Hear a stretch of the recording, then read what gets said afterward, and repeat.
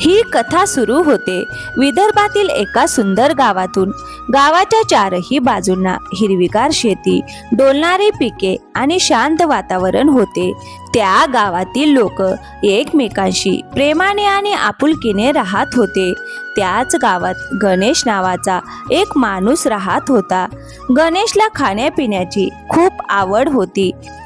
गावातील इतर लोक सकाळची सुरुवात चहा किंवा दुधाने करत असत, पण गणेशचा नाश्ता मात्र अगदी वेगळा असायचा। अरे, सकाळीच जर गरमागरम चिकन, मसालेदार रस्सा आणि मऊ पोळ्या मिळाल्या तर दिवसाची सुरुवात किती छान होईल। गणेश एकटा राहत नव्हता, त्याच्यासोबत त्याची आई सुमित्रा देखील राहत होती। अरे गणेशा, आता तरी एखादं काम शोध। रोज तुला असे मटण चिकन खायला घालणं माझ्यासाठी शक्य नाही। कुठेतरी काम कर, कष्ट कर आणि स्वतःच्या कमाईतून खा। हो, आईचं म्हणणं खरंच बरोबर आहे। जर मला रोज आवडीचं जेवण खायचं असेल तर मला काहीतरी काम करायला हवं। भरपेट जेवण करून गणेश कामाच्या शोधात गावाच्या बाजाराकडे निघाला। गावातील लोक त्याला पाहून हसत म्हणायचे, हा गणेश एक दिवस खाण्याच्या नादात डोंगर सुद्धा खाऊन टाकेल। अहो, चांगलं अन्न हे देवाने दिलेले वरदान आहे, त्याचा आदर करायला हवा। मी तर फक्त त्या वरदानाचा आनंद घेतो। असं म्हणत तो आपला मित्र माधवच्या घरी पोहोचला।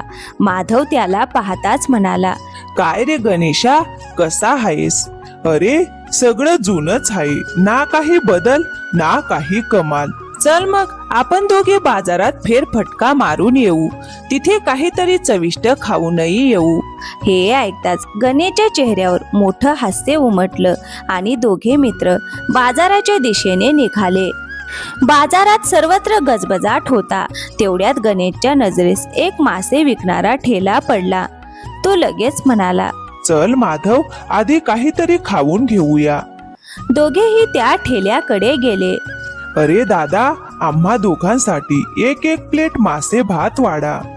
मग काही वेळातच गरमागरम मासे आणि भात त्यांच्या समोर आला। दोघांनीही मोठ्या आवडीने जेवणाचा आस्वाद घेतला। जेवण झाल्यावर ते बाजारातील एका चौकाजवळ जाऊन बसले। अरे ऐक ना माधव, असं किती दिवस चालणार? मला वाटतं आपण एखादा खाण्यापिण्याचा व्यवसाय सुरू करावा। अरे, व्यवसाय सुरू करायला हरकत नाही, पण त्यातलं सगळं तूच खाऊन टाकशील तर ग्राहकांसाठी काय उरणार? अरे गंमत करू नको रे, खरंच सांग, आपल्या गावात अशी कोणती गोष्ट नाहीये जी सुरू केली तर लोकांना आवडेल?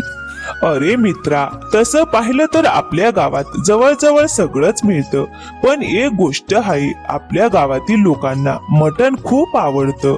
अरे पण मटण बिर्याणीचं हॉटेल तर सलीमचं आधीपासूनच आहे ना? होय, पण तो फक्त बिर्याणी विकतो, साधं मटण खायला वेगळं ठिकाण नाही। हो, ते खरं आहे, पण लोक फक्त मटण खाण्यासाठी माझ्याकडे का येतील? काहीतरी वेगळं करायला हवं। अरे हो, मला एक भन्नाट कल्पना सुचली आहे। काही दिवसांपूर्वी मी एक व्हिडिओ पाहिला होता। अरे, मी एका YouTube चॅनलवर पाहिलं होतं, गावात मोठ्या प्रमाणात स्वयंपाक करणारे लोक संपूर्ण बकरा मसाल्यात मुरून मंद आचेवर शिजवतात। लोकांना तो पदार्थ खूप आवडतो। तूही तसंच काहीतरी वेगळं करून बघ। अरे वा, कल्पना तर खूपच छान आहे, पण त्यासाठी तुझी मदत लागेल। माझ्याकडे पुरेसे पैसे नाहीत, थोडे पैसे उधार देशील का? माझा व्यवसाय चालू लागला की मी तुझे सगळे पैसे परत करीन। अरे मित्रा, तू काळजी करू नकोस, मी तुला मदत करतो। असं म्हणत त्याने गणेशला काही पैसे उधार दिले। मग दुसऱ्या दिवशी सकाळी गणेशने बाजारात आपला ठेला लावला। त्याने संपूर्ण बकरा स्वच्छ करून त्यावर आलं, लसूण, तिखट, मीठ आणि विविध मसाल्यांचा स्वादिष्ट लेप लावला। त्यानंतर ते मोठ्या चुलीवर मंद आचेवर सावकाश शिजवू लागला। हळूहळू त्या मसाल्याचा मोहक सुगंध संपूर्ण बाजारात पसरू लागला। लोकांना कुतूहल वाटू लागलं. अशी पद्धत त्यांनी यापूर्वी कधीच पाहिली नव्हती. थोड्याच वेळात ठेल्याभोवती गावकऱ्यांची गर्दी जमली. सगळे आश्चर्याने त्या पदार्थाकडे पाहत होते. अरे गणेशा, आज काय भन्नाट बनवत आहेस? हे तर अगदी नवीन दिसतंय. अरे भाऊ, याला खास मसालेदार संपूर्ण बकरा म्हणतात आणि त्याच्या चवीबद्दल तर विचारूच नकोस. एकदा खाल्लंस ना तर पुन्हा पुन्हा खावंसं वाटेल. अरे मग मला त्याच्या पायाचा तुकडा राखून ठेव. तो माझा आवडता भाग आहे. पहिल्याच दिवशी गणेशच्या ठेल्यावर प्रचंड गर्दी झाली. कोणी बकराच्या पायाचे तुकडे मागत होते, कोणी छातीचा भाग, तर कोणी रसाळ मटणाचे तुकडे घेऊन आनंदाने खात होते. गावभर एकच चर्चा सुरू झाली. गणेशच्या ठेल्यावर मिळणारं हे नवीन मटण खरंच अप्रतिम आहे. आणि अशा प्रकारे गणेशच्या नव्या व्यवसायाची जोरदार सुरुवात झाली. पहिल्याच दिवशी गणेशची खूप चांगली कमाई झाली. मग दुसऱ्या दिवशी सकाळी गणेश पुन्हा लवकर उठला आणि आपल्या ठेल्याकडे गेला. त्याने नेहमीप्रमाणे ताजे मटण आणि खास मसाले तयार केले. काही वेळातच त्याचा सुगंध बाजारभर पसरला. थोड्याच वेळात ग्राहकांची रांग लागली. अरे गणेशा, यात नेमका कोणता मसाला घालतोस? तुझ्या मटणाची चव तर अफलातून आहे. अरे भाऊ, हे काही साधं सुधं मटण नाही. यात माझा खास गुप्त मसाला आहे. म्हणूनच त्याची चव इतकी वेगळी लागते. दिवसामागून दिवस जात होते. लोक दूरदूरच्या गावातून त्याचं मटण खाण्यासाठी येऊ लागले. काही आठवड्यातच गणेशच्या मसालेदार संपूर्ण बकऱ्याची कीर्ती संपूर्ण जिल्ह्यात पसरली. पण यशाबरोबर गणेशमध्ये हळूहळू बदल होऊ लागला. पूर्वी तो सर्वांशी हसत खेळत बोलायचा, प्रत्येकाला आदराने वागवायचा.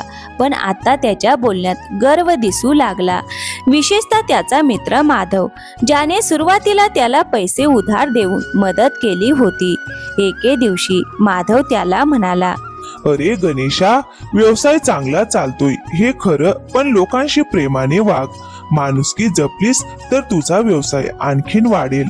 अरे माधव, आता मी तो जुना गणेश राहिलो नाही. आज संपूर्ण जिल्ह्यात माझ्या मटणाची चर्चा आहे.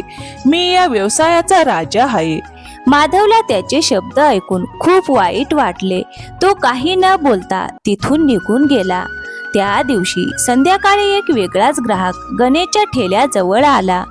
तो एक वृद्धग्रस्त होता. त्याचे केस पूर्ण पांढरे झाले होते. त्याचं नाव होतं रामभाऊ. रामभाऊ हळूहळू चालत गणेशच्या ठेल्यासमोर येऊन उभे राहिले. अरे मुला, मला एक प्लेट मटण दे, पण त्यात अजिबात तिखट घालू नकोस. काय काका, तिखट नसलेलं मटण, मग त्याला चवच कशी येणार? अरे मुला, खरी चव तिखट मसाल्यात नसते. खरी चव तेव्हा असते जेव्हा फक्त जीभ नाही तर मनही तृप्त होतं. ठीक आहे काका, तुमच्यासाठी खास बनवतो. त्याने त्यांच्या सांगण्यानुसार मटण तयार करून दिलं. रामभाऊ शांतपणे जेवू लागले. जेवण संपल्यावर त्यांनी गणेशकडे पाहिले आणि म्हणाले, अरे मुला, चव अजूनही तशीच आहे, पण तुझं मन आता पूर्वीसारखं राहिलेलं नाही. अरे, पूर्वी तू प्रेमाने स्वयंपाक करायचास, लोकांच्या आनंदासाठी जेवण बनवायचास. आता मात्र तुझं लक्ष फक्त पैशांकडे आहे. लक्षात ठेव, चव हातात नसते, ती मनात आणि हेतूंमध्ये असते. हे बोलून रामभाऊ तिथून निघून गेले. त्यांच्या शब्दांचा अर्थ मात्र गणेशला तेव्हा समजला नाही.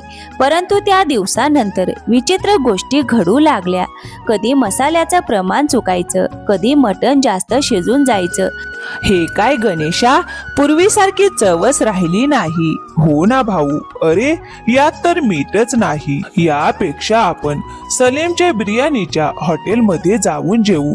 हळूहळू ग्राहकांची संख्या कमी होऊ लागली. जिथे पूर्वी मोठमोठ्या रांगा लागायच्या, तिथे आता ठेल्यासमोर शांतता दिसू लागली. गणेश खूप चिंतेत पडला. त्या रात्री त्याला झोपच लागली नाही. सतत रामभाऊंचा चेहरा आणि त्यांचे शब्द त्याच्या मनात घुमत होते. चव हातात नसते, ती मनात असते. तो स्वतःशीच विचार करू लागला. कदाचित रामभाऊ बरोबर बोलले होते. मी आता लोकांना आनंद देण्यासाठी नाही तर फक्त पैसा कमावण्यासाठी स्वयंपाक करतोय. यश मिळाल्यावर माझ्यातही गर्व आला. मी माझ्या मित्रांपासून आणि गावकऱ्यांपासून दूर गेलो. ही जाणीव होताच त्याला स्वतःची चूक समजू लागली. मग दुसऱ्या दिवशी पहाटेच तो उठला आणि गावातील मंदिराकडे निघाला. गणेश जरी मटण विकत असला तरी त्याची देवावर खूप श्रद्धा होती. मंदिराच्या पायऱ्या चढताना त्याच्या मनात एकच विचार होता, माझ्याकडून चूक झाली आहे, आता ती सुधारली पाहिजे. हे देवा, जर मला पुन्हा एक संधी दिलीस तर मी फक्त चविष्ट अन्न विकणार नाही तर लोकांच्या चेहऱ्यावर आनंदही आणीन. माझ्याकडून चूक झाली आहे, मला ती सुधारायची आहे. मनातील सर्व भावना देवासमोर व्यक्त करून गणेश आपल्या ठेल्याकडे परत आला. त्या दिवशी त्याने सर्वप्रथम आपला ठेला स्वच्छ केला. त्यानंतर कोणत्याही लोभाशिवाय पूर्ण मन लावून आणि प्रेमाने मटण तयार केले. थोड्याच वेळात पहिला ग्राहक आला. अरे भाऊ, आजच्या या ताटाचे पैसे मी घेणार नाही. आजपासून दररोज माझ्या पहिल्या ग्राहकाला जेवण मोफत मिळेल. ग्राहक आनंदाने हसला आणि जेवणाचा आस्वाद घेऊ लागला.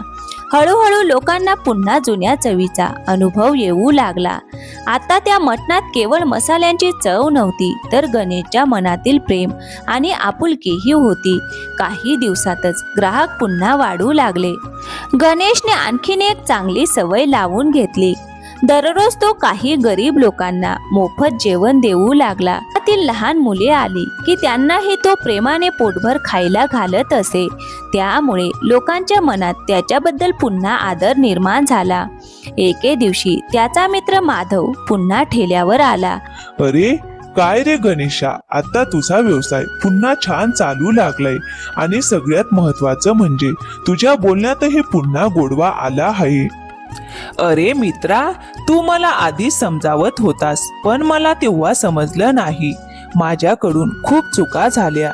अरे मित्रांमध्ये माफी कसली, चूक लक्षात आली आणि तू स्वतःला बदललंस, हेच खूप मोठं आहे. चल, आज तुला माझ्या हातचं खास मटण खाऊ घालतो. दोघे मित्र हसत बसले आणि गणेशने स्वतःच्या हाताने माधवला गरमागरम मटण वाढून दिलं. त्या दिवसानंतर गणेशचा ठेला पुन्हा गावभर प्रसिद्ध झाला. गणेशच्या ठेल्याची कीर्ती आता दूरदूरच्या गावात पोहोचली होती. लोक फक्त मटण खाण्यासाठीच येत नव्हते तर त्याच्या प्रेमळ स्वभावासाठीही येत होते. तर मित्रांनो, या कथेतून आपल्याला एकच शिकवण मिळते, यश मिळाल्यावर कधीही अहंकार करू नये. कोणतेही काम प्रेमाने आणि प्रामाणिकपणे केले तर त्यात यश नक्की मिळते. ग्राहकांना केवळ वस्तू नव्हे तर आदर आणि आपुलकी हवी असते. तर मित्रांनो, कशी वाटली आजची कथा? आवडली असेल तर व्हिडिओला एक लाईक करा, शेअर करा आणि हो, चॅनलवर नवीन असाल तर प्लीज चॅनलला सबस्क्राईब करायला विसरू नका. थँक्यू. धन्यवाद मित्रांनो.